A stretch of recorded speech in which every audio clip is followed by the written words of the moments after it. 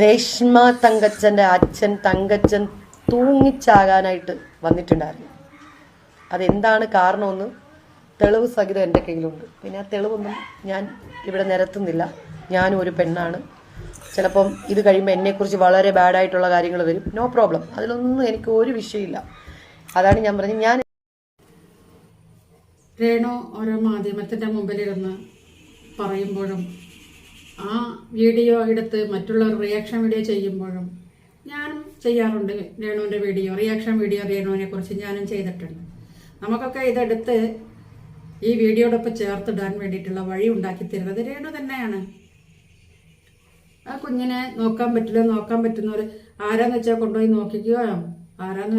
നോക്കിക്കോ എന്നൊക്കെ ഇങ്ങനെ ഒരു ക്യാമറയ്ക്ക് മുമ്പിൽ നിന്നിട്ട് ഇങ്ങനെ പറഞ്ഞിട്ട് അവർ റീച്ച് കൂട്ടുമ്പോൾ ആ ഒരു 5 വയസ്സായ കുഞ്ഞിൻ്റെ മാനസികാവസ്ഥ മാത്രമല്ല, അതിനത്രയും അറിവ് വെച്ചിട്ടുള്ളൂ. ആ സുധിയുടെ ആദ്യത്തെ മകനുണ്ടല്ലോ, അവരും നാട്ടുകാരും വീട്ടുകാരും മൊത്തത്തിൽ ലോകം മൊത്തം ഇരുന്ന് കാണുകയാണത്. എന്നെക്കുറിച്ച് എന്ത് വിചാരിക്കുമെന്നെങ്കിലും നിനക്ക് ഒന്ന് ആലോചിച്ചുകൂടെ?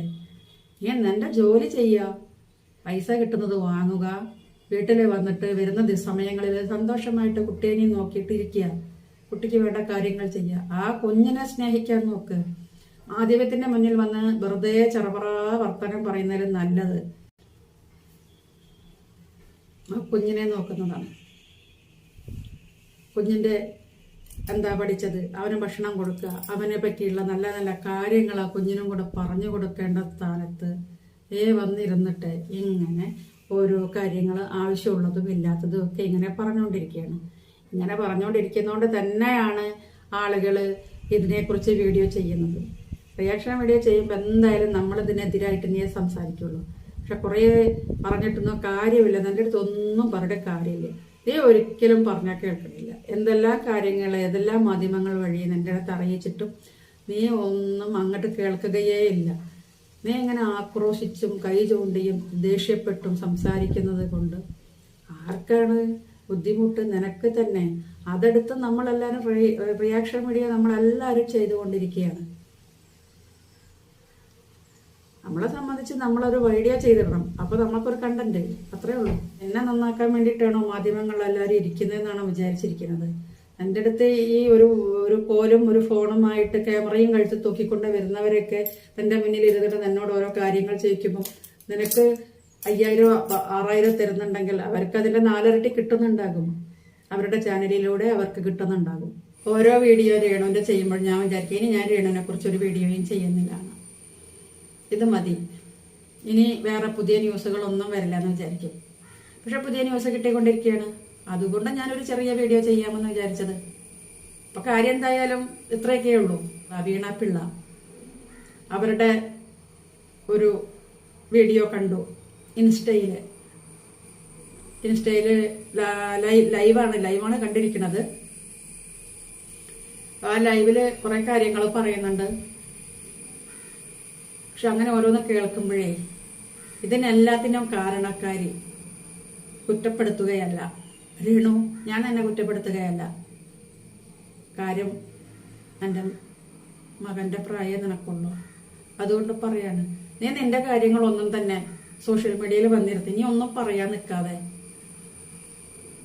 ഇങ്ങനെ പറയും തോറും ആളുകൾ നിന്നെ രേണു തന്നെയാണ് രേണുവിനെ കുറിച്ചുള്ള വീഡിയോ ചെയ്യുന്നത്.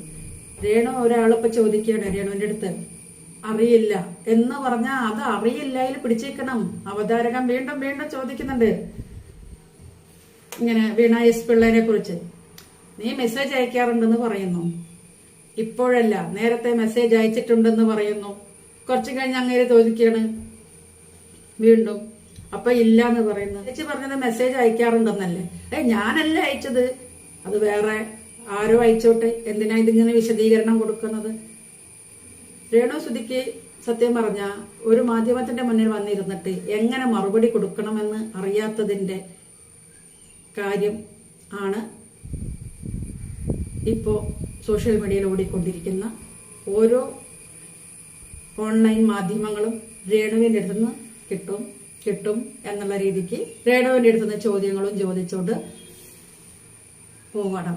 അതിനെതിരെ നീ അറിഞ്ഞല്ലോ, ഒരു വടിയും ഒരു ഫോണും പൊക്കി പിടിച്ചോണ്ട് നടന്ന എല്ലാം ആയോന്ന്. അതിനെ ഞാനും ചോദിക്കുന്നത്, ഇവരൊക്കെ ഓരോരോ വടിയും ഒരു ഫോണും പിടിച്ചോണ്ടല്ലേ നിന്റെ പുറകെ വരുന്നത്. നീ എന്തിനാ അതിനെല്ലാം മറുപടി പറയാൻ നിൽക്കുന്നത്? നിനക്ക് വേറെ പണിയൊന്നുമില്ലേ? നിനക്ക് നിന്റെ വേറെ എന്തെല്ലാം കാര്യങ്ങളുണ്ട്? ഒരു 5000 രൂപ കിട്ടുമോ അല്ലെ 6000 രൂപ കിട്ടും, അതിന് വേണ്ടിയിട്ട് ഇങ്ങനെ എന്തെങ്കിലുമൊക്കെ പറഞ്ഞുകൊണ്ടിരിക്കുകയാണ്. ഞാൻ വിചാരിക്കണേ നിനക്ക് ബിഗ് ബോസിലേക്ക് ഒരു സെലക്ഷൻ കിട്ടട്ടെ എന്നാണ്. ബിഗ് ബോസിലേക്ക് സെലക്ഷൻ കിട്ടിക്കഴിഞ്ഞാൽ, നീ അകത്തേക്ക് കയറി കഴിഞ്ഞാൽ, പിന്നെ നീ പുറത്തിറങ്ങുന്ന ആ ദിവസം വരെയെങ്കിലും ഈ മാധ്യമങ്ങൾക്ക് അവിടെ ഉള്ളത് കണ്ടിട്ടുള്ള വാർത്തകളല്ലേ ചെയ്യാൻ പറ്റുള്ളൂ. അല്ലാതെയൊന്നും വാർത്ത ചെയ്യാൻ പറ്റൂലല്ലോ. നിന്നെ നേരിട്ട് മുന്നിൽ കിട്ടില്ലല്ലോ. സുധിച്ചേട്ടൻ ജീവിച്ചിരുന്നപ്പോൾ ഇവിടെ ആരാണ്ട് സഹായിക്കാൻ പോയിരുന്നു. ഫിറോസിന്റെ ഈ ഗ്രൂപ്പ് ഈ വീട് വെച്ച് കൊടുത്തില്ലായിരുന്നെങ്കിലും ഉറപ്പായിട്ടും അവിടെ ഒരു വീട് വരുമായിരുന്നു. ഈ വീട് വെച്ചു കൊടുത്തേക്കുന്ന ആർക്കാ? ഈ കൊച്ചു വളർന്നു വരുമ്പോഴത്തേക്ക് ഈ വീട് ഉണ്ടാവും എന്ത് ഉറപ്പ്? വീടല്ലേ, അല്ലാതെ വാഹനമൊന്നും അല്ലല്ലോ. റോഡിൽ ഇറക്കി ഓടിച്ചപ്പോൾ ആക്സിഡന്റ് പറ്റി ഒരയാനും സൈഡ് പൊട്ടാനും വീട് അവിടെ വെച്ചേക്കല്ലേ. ഇതൊരു പഞ്ചായത്ത് മെമ്പർ വിളിച്ചിരുന്ന് തീർക്കേണ്ട പ്രശ്നത്തിനാണ് കേരളക്കാരെ മൊത്തം ചർച്ചയാ. കാസർഗോഡ് മുതൽ തിരുവനന്തപുരം വരെ ഇരുന്ന് ചർച്ചയാ. ഇത് ആരാണ് ചർച്ചയ്ക്ക് വഴിമരുന്നുണ്ടാക്കുന്നത്? നമ്മള്.